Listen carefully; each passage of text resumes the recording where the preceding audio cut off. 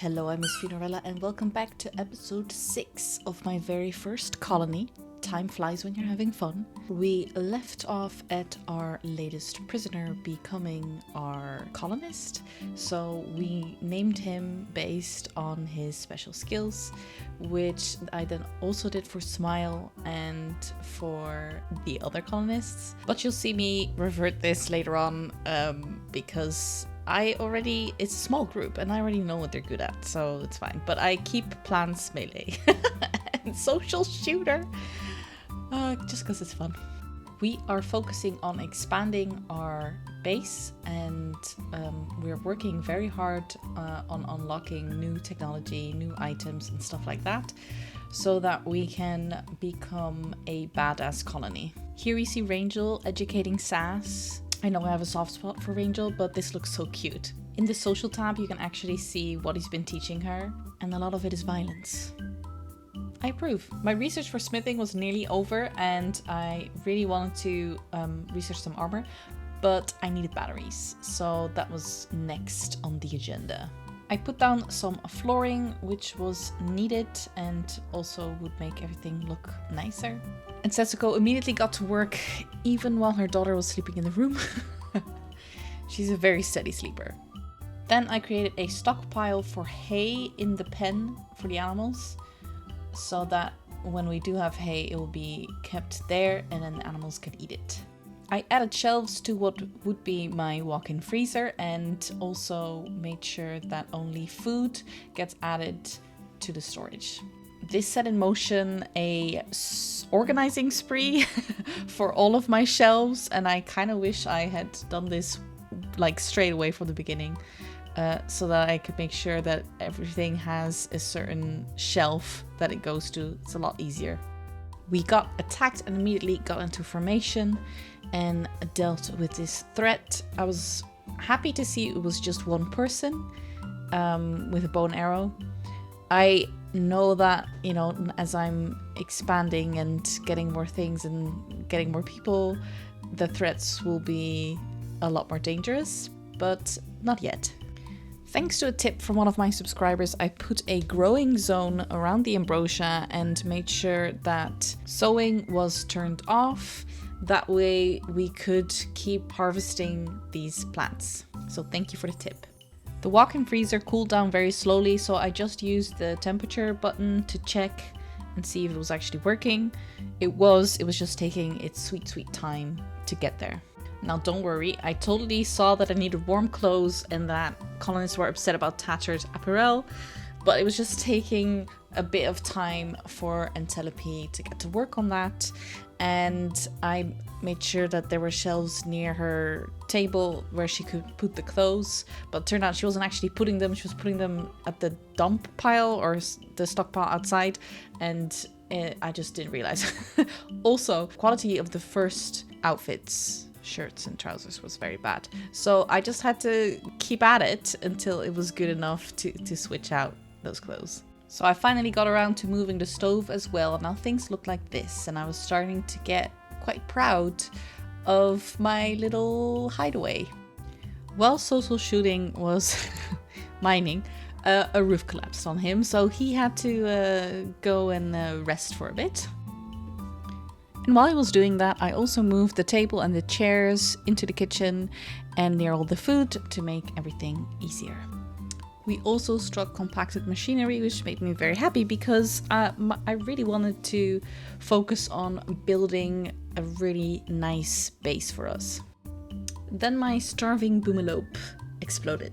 Which, is a big downside of struggling to feed your animals is they die. And when a boomelope dies, they do it in style. So this set everything on fire, and I quickly had my people blow it out. It also opened the gate and let my animals out, but first it set them on fire. The only upside of that is that they were out of their pen and they could eat before I roped them back in. Matthew returned all the animals the next day and they were all well fed, so that gave me the idea of if they are gonna starve again, I'll just open up the gate, let them out, and then rope them back in. right?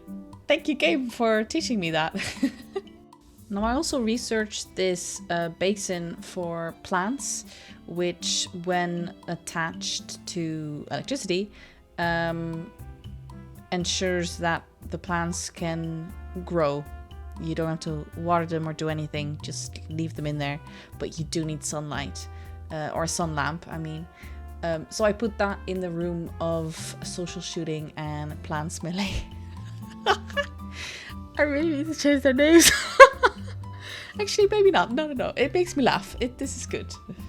Next on the agenda was building a electrical smithy and a smelter. So I was gonna make this a nice area for like also storage, but also like making armor and stuff like that, and weapons.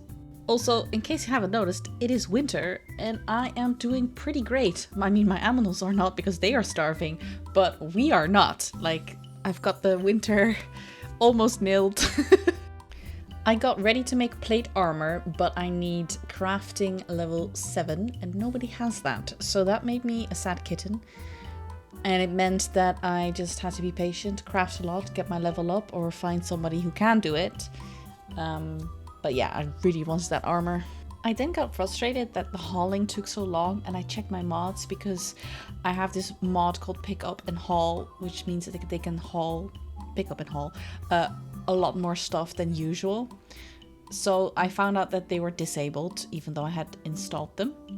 So I have new hairstyles, I've got kids' clothes, I've got the pick up and haul, and I've got a color-coded mood bar. So I made sure that I was now unable to restart it, and I was good to go. So now I had cute mood bars, and I immediately built the hairdresser table so I could change hairstyles. If there are any other aesthetic mods that you guys swear by, please let them know in the comments. I would be very, very interested. Then we were attacked again, but we dealt very swiftly with one of them. But the second one was called Dinosaur, very adorable, but he fled and we let him go. He was just too impressed by our skill. Look at how awesome our base is becoming. It is very dirty though. I need Sass to step it up. But things progressed really nicely and we were just doing our own thing, everybody chipping in. And then before we knew it, I could actually build cute sofas and really make a nice cozy nook there for our colonists. Another cozy must-have for me for my base was all these cute little pets, and I made them little fluffy beds inside the base for them that I could assign to the guinea pig, the rat, the turtle. The turtle's so cute. And it just made everything so much cuter and dirtier, but let's focus on the cuter part. I then started researching gunsmithing so we could really go pew pew on all the bad guys.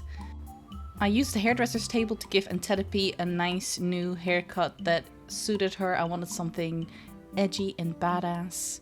So that's what I did. I did have to take off her cap to properly enjoy it though. I then finished the research, so I placed my very first machine table and I was getting very excited about all the possibilities. Since the lights kept flickering, I built another windmill to get more power. I organized the shelf so that everything that was manufactured could immediately be stored right next to the table. And in the meantime, social shooting and Antedipe continued mining to get us some more space. Look at all the cute pets walking around, they're so adorable. And then I was feeling kind of spicy, so I researched xenogenetics. I then started making bills for weapons and I got all excited. So much power all in my hands.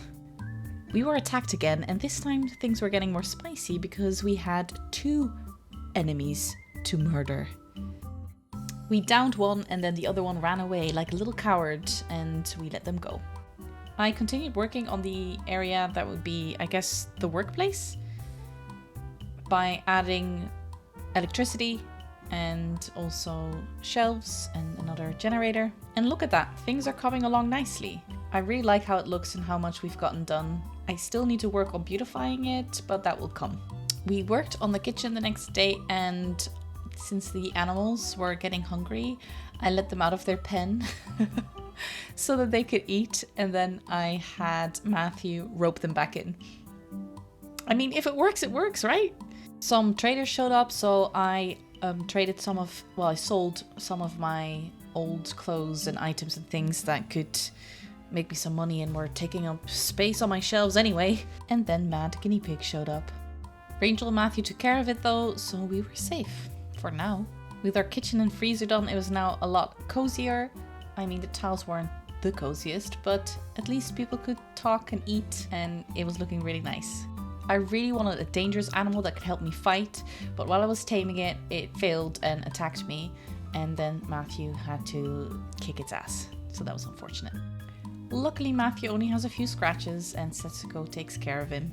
Thanks to the Steam Workshop, I can now actually build a typewriter so that I can write books and pawns can actually read, which is what the game should already contain anyway, I think. Like, why have a bookcase and not allow pawns to develop certain skills? Anyway, problem solved. So I used the writing desk to write a book about crafting and shooting.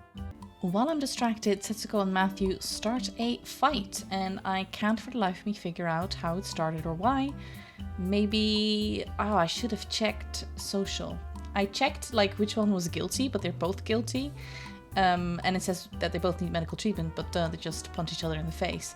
But let's just say that they started insulting each other's hair. Yeah. Anyway, they realize that both their hair is ugly, so they call it off and they heal in the hospital beds, and I guess crisis averted. We get attacked again, and this time it is by 3 people. 2 with long-range weapons, though primitive weapons, and 1 with a club, and not the dancing kind. We killed 2 of them, but one of them is still alive, so we obviously capture her. But despite the fact that my mouse is right on there and you can see unwaveringly loyal, I don't realize that she is unwaveringly loyal. Try saying that 3 times in a row really fast. And patch her up in my prison, even though I can't really do anything with her. No rest for the wicked, so I continue with I don't know, making everything all nice and perfect and handy and easy. But I would really love it if more of my pawns were better at crafting so that Antelope can actually have some help. But it's okay. We're gonna build beautiful things. It is at this moment that I realize I forked up. And so I contemplate releasing her, but I don't do it just yet. Just keeping my options open, especially since I can possibly maybe sell her. I then want to separate my animals because they're hungry again, and I figured it would be a good way to separate the animals that can actually, you know, be ridden. I think I said that right. So horses and donkeys, and then separate that with the other animals. And really I should make a separate pen for the boomalope as well, in case they go boom again. So I make a second pen, and I organize all the animals that can go in. This game is really starting to feel more intuitive, and I feel like I'm getting the hang of it now. I know there's still plenty that I don't know, but I like that I'm getting into the groove of it. Anyway, just like that, we have 2 pens with cute little animals. As I'm crafting more intricate stuff, I also need intricate material.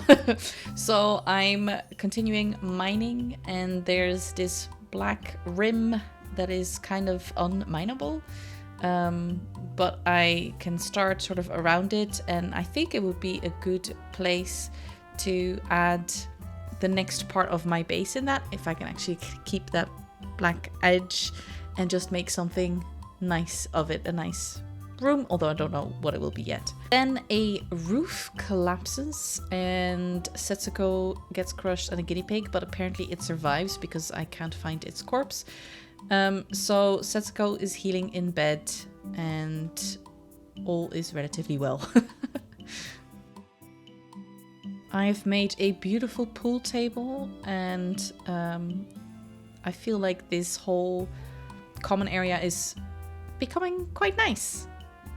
I still need to work on prettifying things, but I'm still trying to work out on what I need and how I need to use it, and then I'll worry about where it goes and what other cool things I'm gonna add.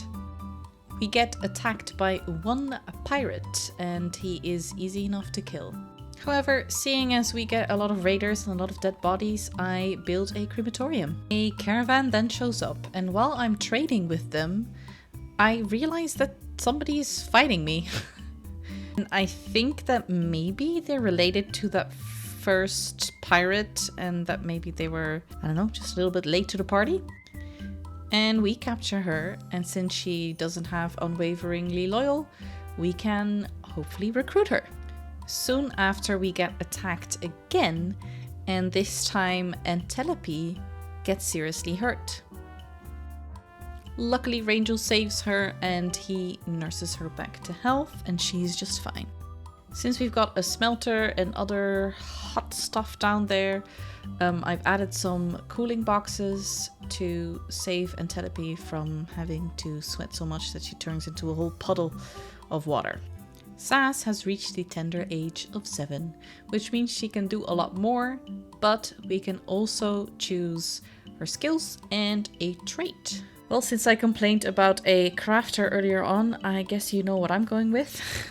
After careful consideration, I choose the psychopath trait because I really like the series Hannibal. No, because I think there should be at least one psychopath at the base to do the things that the other people would find traumatizing.